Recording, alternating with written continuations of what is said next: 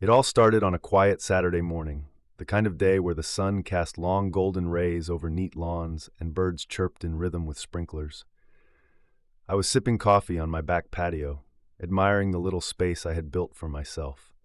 A couple of wooden chairs, a handmade table, and a set of wrought iron patio furniture I had restored piece by piece.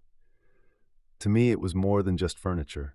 It was a symbol of independence, of carving out a home in a neighborhood that often felt suffocating under HOA rules.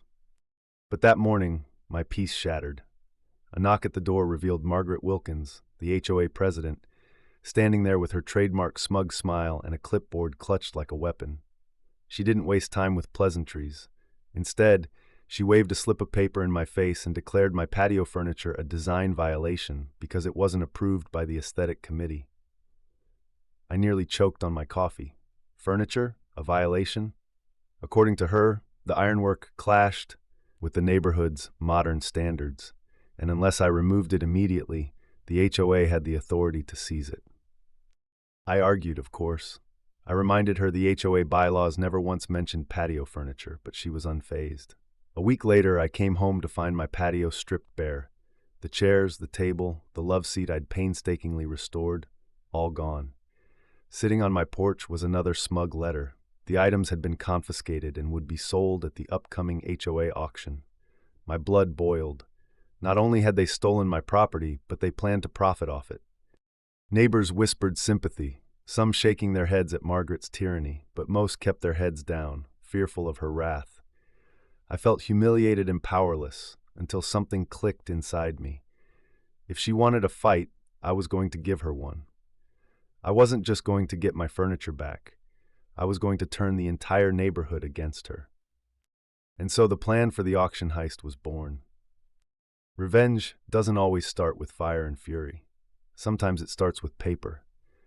I designed a simple flyer that read, "Community auction, one day only, incredible items, household furniture, and more. Don't miss out." I printed dozens of copies, plastering them on street posts, slipping them under doors, and tacking them onto community bulletin boards. I made sure to keep the language vague, hinting at treasures without revealing where the items came from. But I didn't stop there. I also reached out to people outside our little HOA bubble. I knew Margaret wanted her auctions to be quiet affairs, small events where she and her cronies could buy seized items for pennies and resell them later. I wasn't about to let that happen. I shared the flyers at local coffee shops, grocery store bulletin boards, even the community college nearby. By the end of the week, the buzz was undeniable. People who had never even heard of our neighborhood were planning to come, lured by the promise of cheap goods. Margaret had no idea.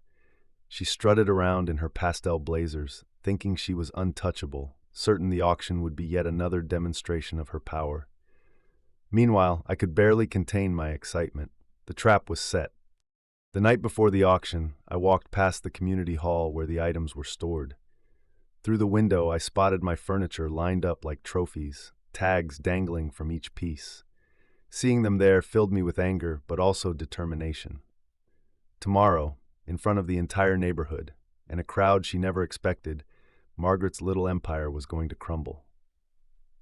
I barely slept that night, adrenaline coursing through me. When the morning finally arrived, I put on my most casual clothes and slipped a single crumpled dollar bill into my pocket. That was all I planned to spend. Don't forget to like and subscribe. The community hall parking lot was already overflowing when I arrived. Strangers milled about, families looking excited, bargain hunters whispering about the secret auction they'd heard of. Margaret's face was priceless when she walked out and saw the crowd. She stuttered, flustered, trying to regain control, but it was too late. The energy of the crowd had taken over. She tried to deliver her usual patronizing speech about reinvesting in the neighborhood and upholding standards, but no one was listening. The crowd wanted the auction to start, and they weren't about to let her stall. I stood quietly in the back, watching her sweat under the weight of her own arrogance. The bidding began. Old lamps, confiscated grills, even bicycles taken from neighbors were paraded out. People bid furiously, snatching items up for cheap. And then came the moment I had been waiting for, my patio set. Margaret announced it with fake enthusiasm, describing it as vintage and unique. She was right about one thing. It was unique because it was mine. I raised my hand first. $1, I said clearly. Laughter rippled through the crowd. Someone else bid 5. Another raised it to 10. I stayed calm, waiting until the room buzzed with excitement. Finally, when the bidding seemed to peak, I raised my hand again. $1, I repeated. The room fell silent. Confused murmurs spread. Margaret frowned, stammering that the bid was already higher, but I stood my ground. According to HOA bylaws, I said loudly enough for everyone to hear, any auctioned property must start with a base minimum bid of $1. That means my $1 bid stands. Heads turned. People gasped. A neighbor pulled out their phone to fact-check, and within seconds, murmurs of agreement filled the room. Margaret's face turned beet red. She tried to argue, but the crowd wouldn't let her. They wanted to see a show, and now they had one. The auctioneer hesitated, then shrugged and declared, "Sold for $1." I walked forward, handed over my single crumpled bill, and reclaimed my furniture to thunderous applause. But I wasn't done. Not yet. Don't forget to like and subscribe. As I stood there, resting a hand on my beloved furniture, I turned to the crowd. My voice was steady, but inside I was burning with righteous fire. What you may not know, I said, is that this furniture was never legally subject to seizure. Nowhere in the HOA bylaws does it state that patio furniture requires committee approval.